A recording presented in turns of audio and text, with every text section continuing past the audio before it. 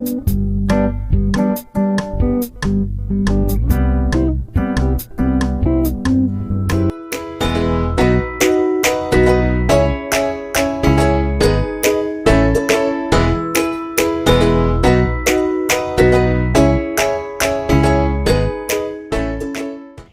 guys! Welcome back sa ating channel.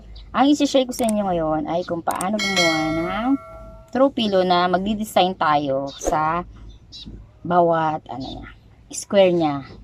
Magawa tayo ng sarili nating design. Tuturo ko sa inyo kung paano ko siyang gagawin.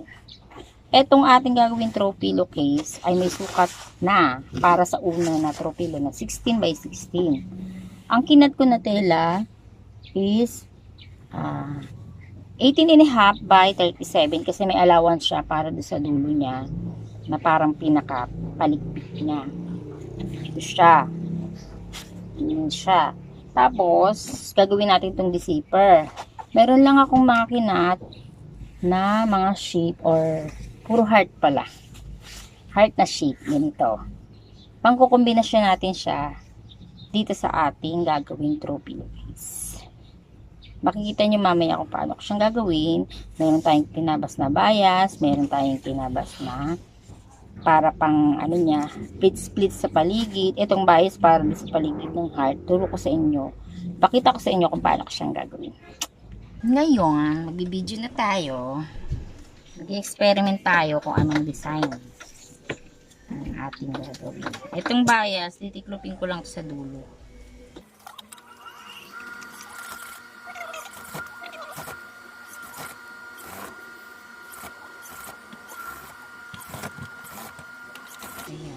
Natahinan natin, ipapatong ko yan dito sa heart na shape.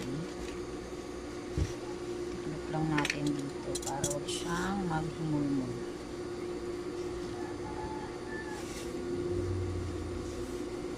Pwede siya dito kahit saan.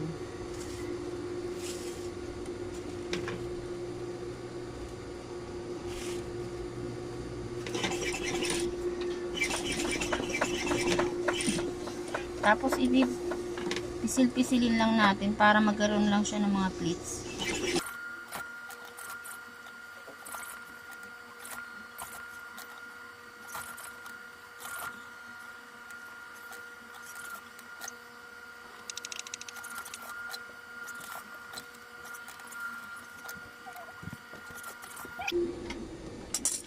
Tapos ipapatong natin to dito. Pero bago natin ipatong, gugupit-gupitin muna natin itong paligid.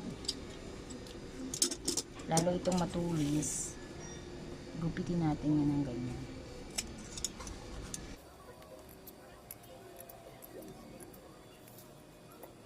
Huwag lang natin isasagad yung gupit doon sa tahi para huwag siyang makalas.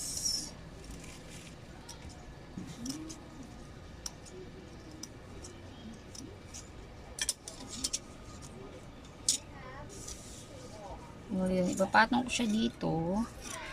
Kung paanong style, kahit ano pwede. Pili lang natin para huwag na siyang lumalaw. Halimbawa dito ilalagay ko siya ng paganyan.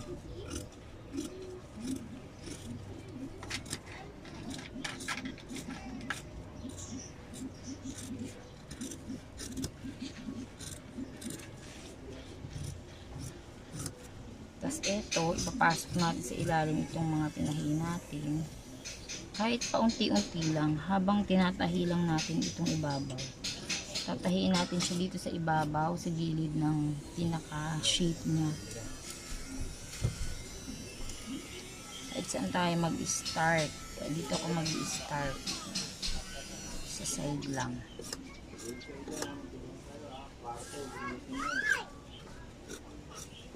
Dito ako mag-start.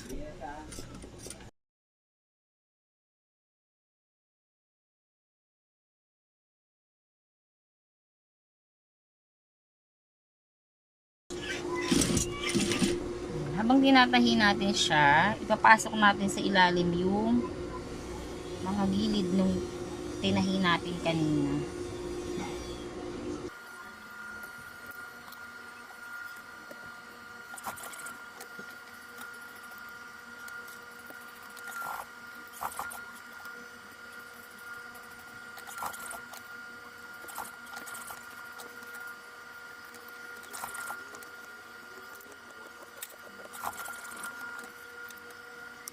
After natin yan malagay, pwede rin tayo maglagay ng design dito sa gilid naman niya. Ang ating malaking heart. Pwede siyang ganito rin na raffles. Pwede naman bias na lang. Pwede rin plain blue. Tingnan natin.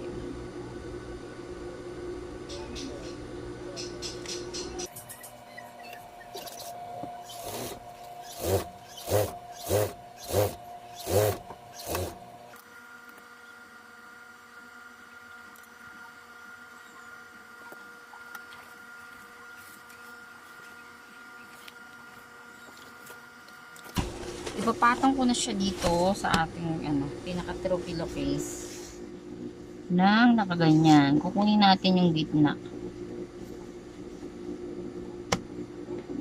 Gitna natin, tapos aspilin.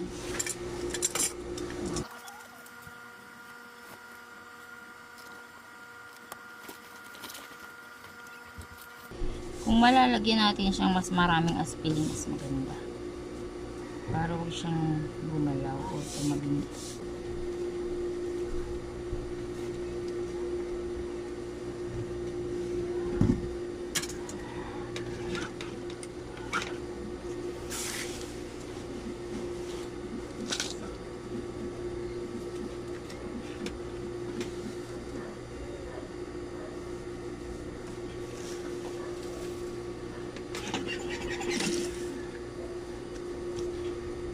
Tatahiin natin tong bias natin sa paligid nito ang ating ilalagay na heart shape.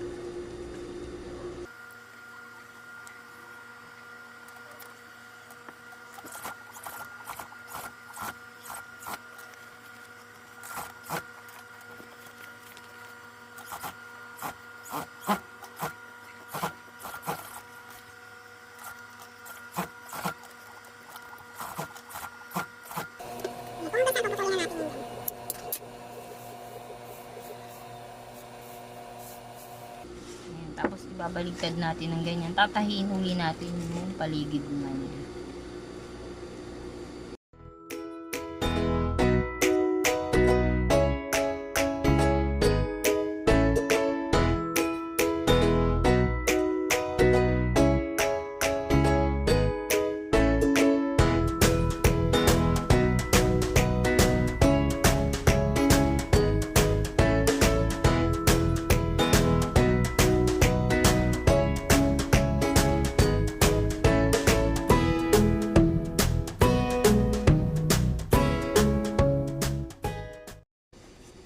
Ito na siya, ang ating unang design. Ito pa tayo isa.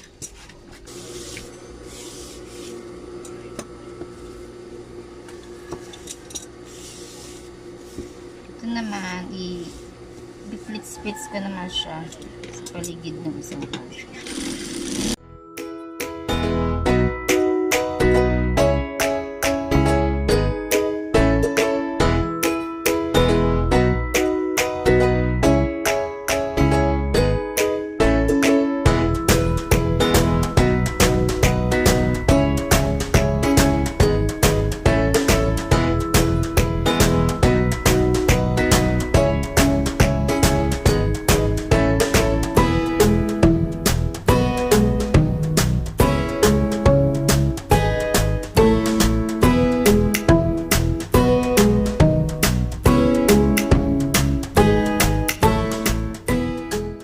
Kagaya kanina, gugupit-gupitin lang natin itong paligid niya.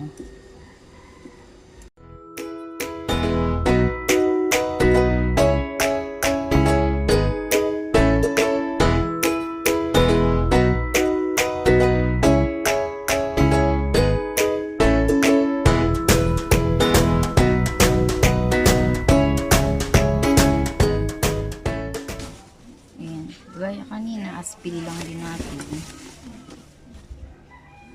Sulit na.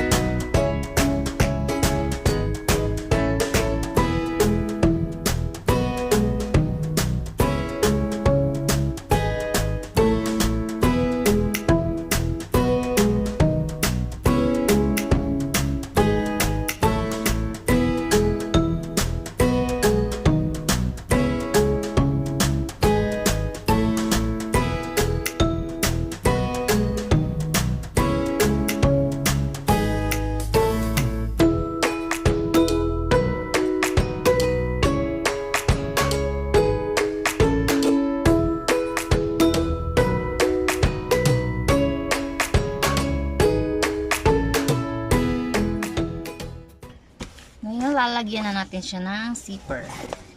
Sa paglagay ng zipper, itong dulo hindi ko na i-edging, titiklop ko lang to ng punta sa right side.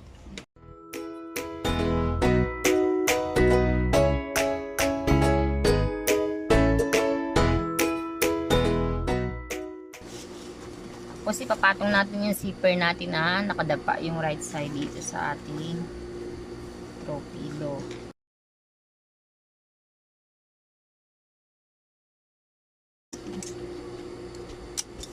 Tahiin din natin papunta naman sa kabila.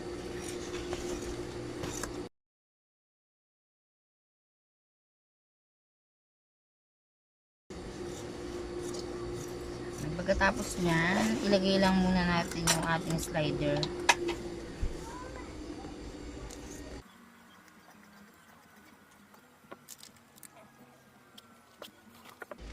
Ilagay na natin. Tansyahin lang natin itong ating lagay sa ibabaw. Makikita naman natin yung tahi natin. Maigitna natin yan. Ayan, ganyan. Maigitna natin. Bago natin tatahiin itong gilid niya magkabilaan. Mga half inch lang kabilaan ng tahi.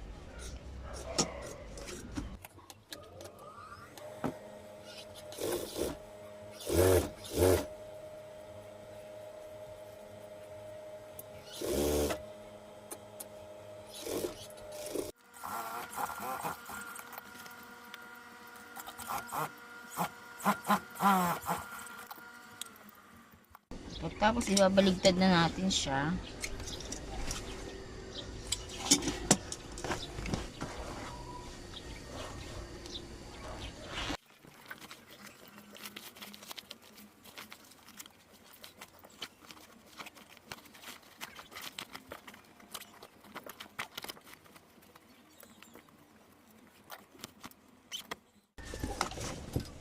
Naibaligtad na natin siya.